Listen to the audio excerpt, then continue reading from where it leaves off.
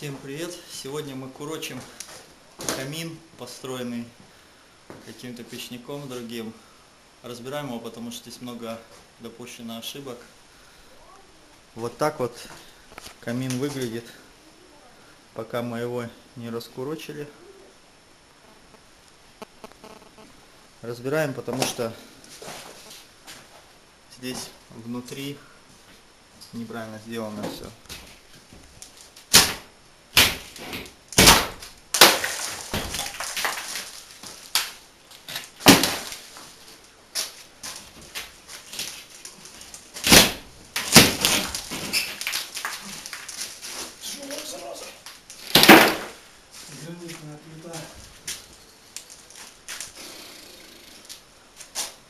Все, обалдеть. Хороший лист.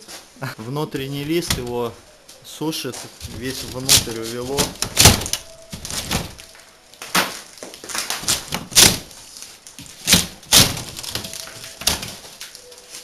Разобрали на первом этаже камин. Хочу показать вам, что стало за 2 года. Вот здесь, если видно, здесь для того, чтобы защищать стенку за камином, поставлен стекломагниевый лист. Ну вот что с ним стало за это время. Совершенно высох. Весь стал мягким. Лист стал мягким.